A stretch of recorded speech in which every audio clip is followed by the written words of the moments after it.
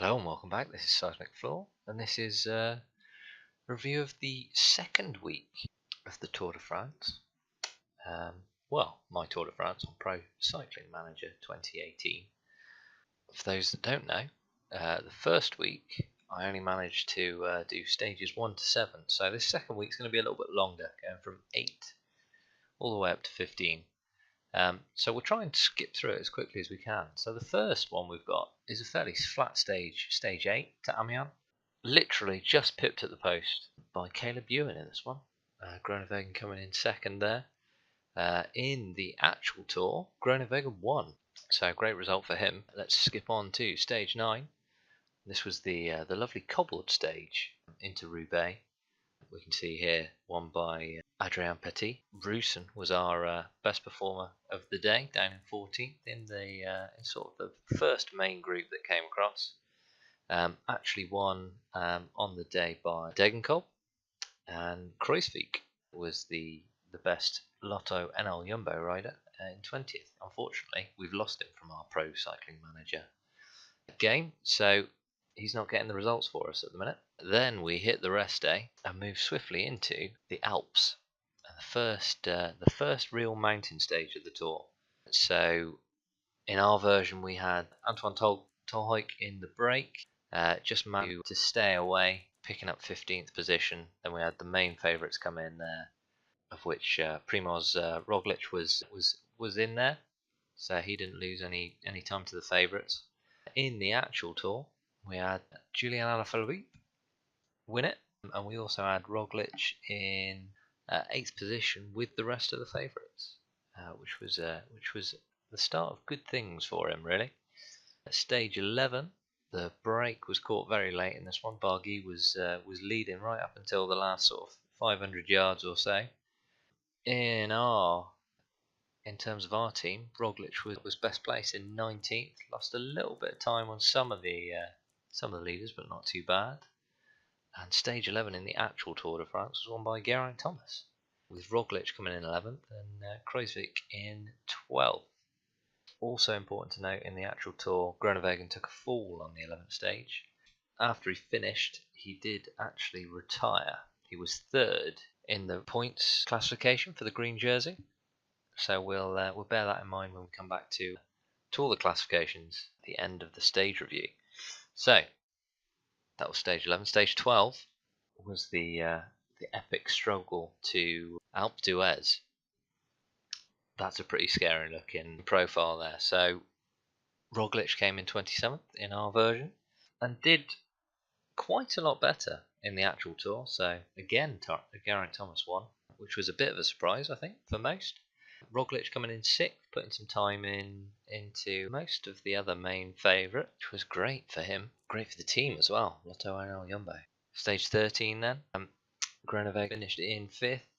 So in the real tour, Groenewegen's retired, so that one was won by Peter Sagan. And best place for Lotto NL Jumbo was Timo Roussin in 26th. So stage 14 involved an unfortunate fall for Roglic.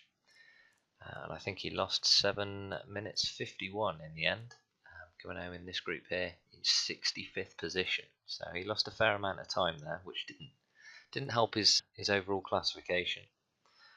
It was a better story in the real Tour de France, so that was actually won by Omar Fraile, with Roglic coming in 29th, gaining time on a lot of the favourites again, but behind the big breakaway. We move on to the last stage before the second rest day, and that's stage 15, from the Millau Viaduct all the way to Carcassonne. So we got Paul Martins into a break. That's who won in the end, Tim Wellens.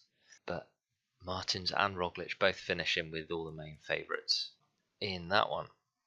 So it's probably worth recapping who we've lost in the various versions. So in the Pro Cycling Manager version, we've lost Robert Hessink, Steven Kruijswijk, and Timo Roussin. So we're down to 5 there, which isn't helpful. Real Tour, Lotto NL Jumbo doing a little bit better. They've only lost. They've only lost their main sprinter, Dylan Groenewegen. So it's a shame, because he would have probably been pushing for a victory on the Champs-Élysées to finish off what looks like it should be a good tour for them. So if we look at the general classifications here, we can see Pro Cycling Manager is led up by Vincenzo Nibali and Jakob Fuglsang, with Julian Alaphilippe just in front of Nairo Quintana. So the actual tour is Geraint Thomas and Chris Froome, both Sky, and then Tom Dumoulin, and some great positioning for the guys for Lotto and NL Jumbo, with Roglic in 4th and Kruijswijk in 7th. So we can see in the sprint classification, so the green jersey, currently being led by Elia Viviani, Marcel Kittel 2nd, and Dylan Groenewegen in 3rd.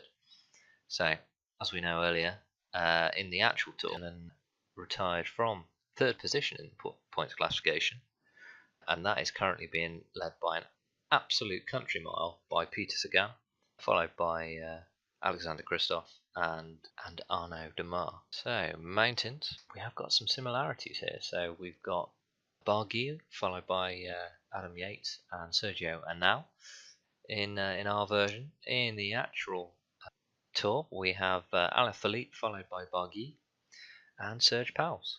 Although I believe Serge Pauwels has had to retire with a broken elbow, which isn't great for him.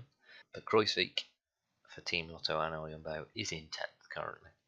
And that really only leaves 2 more. So youth standings, we've got Ben O'Connor, Richard Carapaz and Jaime Rosson, with Antoine Torhic in 10th. So in the actual tour, we have Pierre Latour, Guillaume Martin, and Egan Bernal.